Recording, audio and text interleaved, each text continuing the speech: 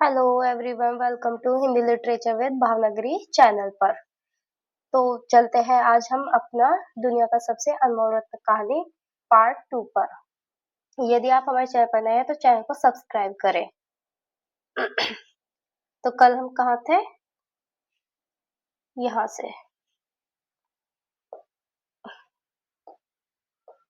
से पढ़ेंगे। उसके दिल में बैठा हुआ कह रहा था अब की तेरी जीत है, और इस ख्याल ने उसके दिल को जो जो सपने दिखाए उनकी चर्चा व्यर्थ है। आखिरकार वह शहर मिनोसवाद में दाखिल हुआ और दिल फरेब की ऊंची डयोडी पर जाकर खबर दी कि दिलफिगार सुर्ख रूह होकर लौटा है और हुजूर के सामने आना चाहता है। दिल फरेब ने जाबांज आशिक को फौरन दरबार में बुलाया और उस चीज के लिए जो दुनिया की सबसे बेशकीमती चीज थी, हाथ फैला दिया। दिलफिगार ने हिम्मत करके उसकी चांदी जैसी कलाई को चूम लिया और मुट्ठी भर राख को उसकी हथेली में रखकर सारी कैफियत दिल को पिघला देने वाले लफ्जों में कह सुनाई। सुंदर प्रेमिका के होठों से अपनी किस्मत का मुबारक फैसला सुनने के लिए इंतजार करने लगा। दिल फरेब ने उस मुट्ठी भर राख को आंखों से लगा लिया और कुछ देर तक विचारों के सागर में डूबे रहने के बाद बोली, ए जान निछावर करने वाले आशिक दिलफिगार, बेशक यह राख जो तू लाया है जिसमें लोहे को सोना कर देने की सिफत है, दुनिया की बहुत बेशकीमती चीज है, और मैं सच्चे दिल से तेरी एहसानमंद हूँ कि तूने ऐसी अनमोल भेंट मुझे दी। मगर दुनिया में क्या है? मतलब वो जो थी चिता की राख किसके जैसी है? लोहा को सोना कर देने वाली। मगर दुनिया में इससे भी ज्यादा अनमोल कोई चीज है, जा उसे तलाश कर और तब मेरे पास आ। मैं तहे दिल से दुआ करती हूँ कि खुदा तुझे कामयाब करे। यह कहकर वह सुनहरे पर्दे से बाहर आई और माशूकाना अदा से अपने रूप का जलवा दिखाकर फिर नजरों से ओझल हो गई।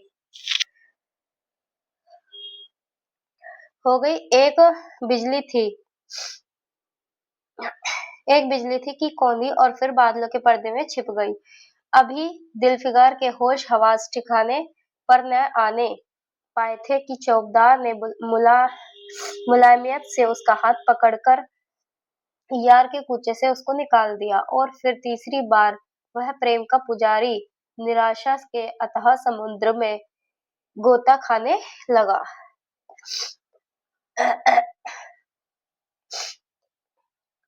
दिलफिगार का हियाव छूट गया।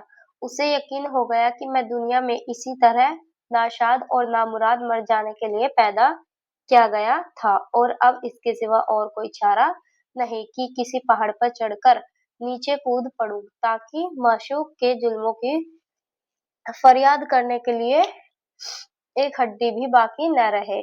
वह दीवाने की तरह उठा और गिरता पड़ता एक गगनचुंबी पहाड़ की चोटी पर जा पहुंचा। किसी और समय वह ऐसे ऊंचे पहाड़ पर चढ़ने का साहस न कर सकता था, मगर इस वक्त जान देने के जोश में उसे वह पहाड़ एक मामूली टेकरी से ज्यादा ऊंचा नजर आया। करीब था कि वह नीचे कूद पड़े कि हरे हरे कपड़े पहने हुए और हरा अमामा बांधे एक बुजुर्ग एक हाथ में तस्बीह और दूसरे हाथ में लाठी लिए बरामद हुए और हिम्मत बढ़ाने वाले स्वर में बोले, दिलफिगार, याद रखना ये किसने कहा?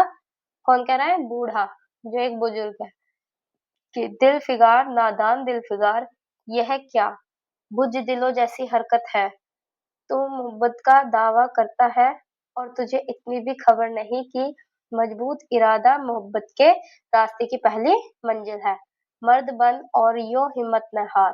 पूरब की कौन सी दिशा में? पूरब की तरफ एक देश है जिसका नाम हिंदुस्तान है, वहां जा और तेरी आरज़ू पूरी होगी। यह कहकर हजरते खिज्र गायब हो गए। दिलफिगार ने शुक्रिया की नमाज अदा की और ताजा जोश और अलौकिक सहायता का सहारा पाकर खुश खुश पहाड़ से उतरा और हिंदुस्तान की तरफ चल पड़ा। मुद्दतों तक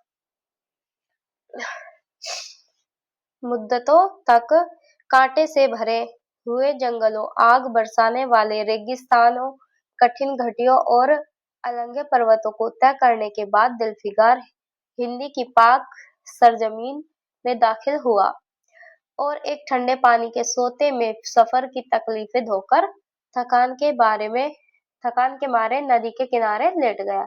शाम होते होते वह एक चटियल मैदान में पहुंचा, जहां बेशुमार अधमरी और बेजान लाशें बिना कफन के पड़ी हुई थी। चील कोए चील कोए और वहशी दरिंदे मरे पड़े हुए थे और सारा मैदान खून से लाल हो रहा था। वह डरावना दृश्य देखते ही दिलफिकार का जी दहल गया। या खुदा, किस मुसीबत में जान फंसी। मरने वालों का करहाना, सिसकना और एड़ियां रगड़कर जान देना, दरिंदों का हड्डियों को नोचना और गोश्त के लोथड़ों को लेकर को लेकर भागना भागना ऐसा होलनाक सीन दिलफिकार ने कभी न देखा था। यकायक उसे ख्याल आया, यह लड़ाई का मैदान है और यह लाशें सुरमा सिपाहियों की है। इतने में करीब से करहाने की आवाज आई। दिलफिकार उस तरफ फिरा तो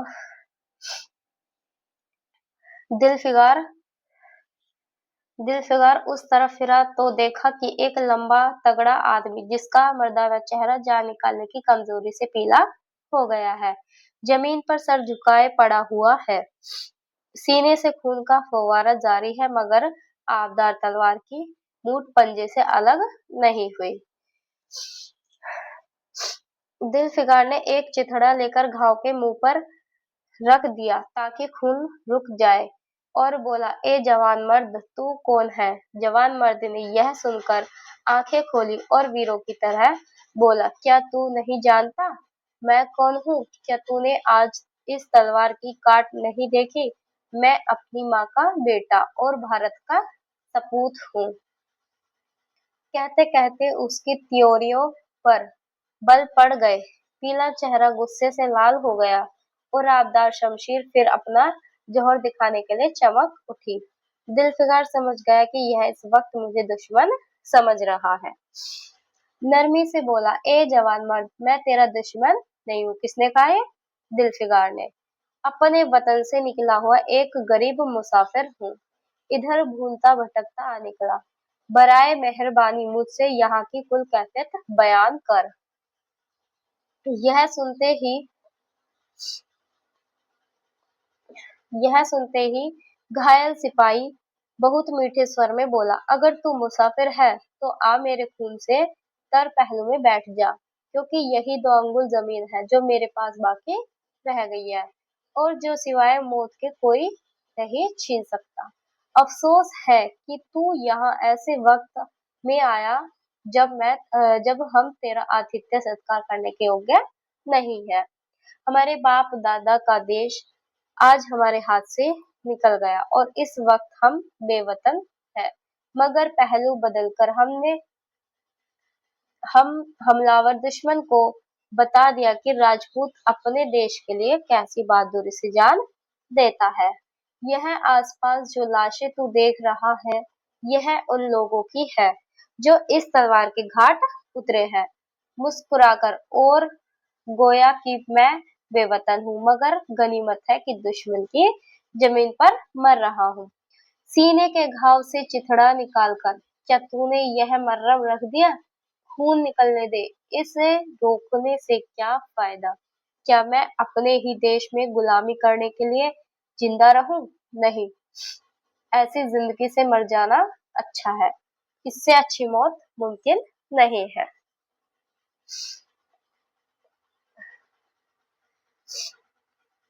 जवान मर्द की आवाज जवान मर्द की आवाज मध्यम हो गई, अंग ढीले पड़ गए, खून इतना ज्यादा बहा कि खुद ब खुद बंद हो गया।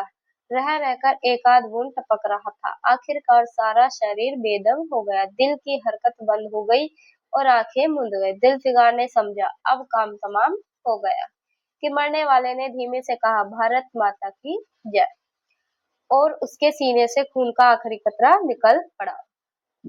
एक सच्चे देश प्रेमी और देशभक्त ने देशभक्ति का हक अदा कर दिया। दिलफिकार पर इस दृश्य का बहुत गहरा असर पड़ा। उसके दिल ने कहा, बेशक दुनिया में खून के इस कतरे से ज्यादा अनमोल चीज कोई नहीं हो सकती। उसने फौरन उस खून की एक बूंद को, जिसके आगे यमन का लाल भी हेज है, हाथ में ले लिया और इस दिलेर राजपूत की बहादुरी पर हैरत करता हुआ अपने वतन की तरफ रवाना हुआ। और सख्तियों झेलता आखिरकार बहुत दिनों के बाद रूप की रानी मलका दिलफरेब की ड्योढ़ी पर जा पहुंचा और पैगाम दिया कि दिलफिकार सुरखरू और कामयाब होकर लौटा। दरबार में हाजिर होना चाहता है। दिलफरेब ने उसे फौरन हाजिर होने का हुक्म दिया।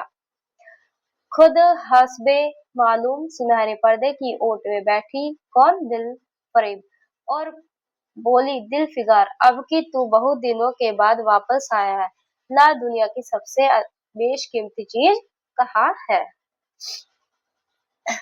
दिलफिकार ने मेहंदी रची हथेलियों को चूमते हुए खून का वह कतरा उस पर रख दिया और उसकी पूरी कैफियत पूरे जोश लहजे में कह सुनाई। वह खामोश भी न होने पाया था कि यकायक वह सुनहरा पर्दा हट गया और दिलफिकार के सामने हुस्न का एक दरबार सजा हुआ नजर आया, जिसकी एक एक नाज़नीन जुलेखा से बढ़कर थी। दिलफरेब बड़ी शान के साथ सुनहरी मसनद पर सुशोभित हो रही थी। दिलफिकार हुस्न का यह तिलस्म देखकर अचंभे में पड़ गया और चित्रलिखित सा खड़ा रहा कि दिलफरेब मसनद से उठी और कई कदम आगे बढ़कर उससे लिपट गई। गाने वालियों ने खुशी के गाने शुरू किए। दरबारियों ने दिलफिकार को नजरें भेंट की और चांद सूरज को बड़ी इज्जत के साथ मसनद पर बैठा दिया। अब वह लुभावना गीत बंद हुआ तो दिलफरेब खड़ी हो गई और हाथ जोड़कर दिलफिकार से बोली, ए जानिसार, जान देने वाला मतलब, ए जानिसार आशिक दिलफिकार, मैं दुआए बर आई और खुदा ने मेरी सुन ली और तुझे कामयाब व सुरखरू किया। आज से तू मेरा मालिक और मैं तेरी लोंडी। यह कहकर उसने एक रत्न जटित मंजूसा मंगाई। उसमें एक तख्ती निकाली जिस पर सुनहरे अक्षरों में लिखा हुआ था।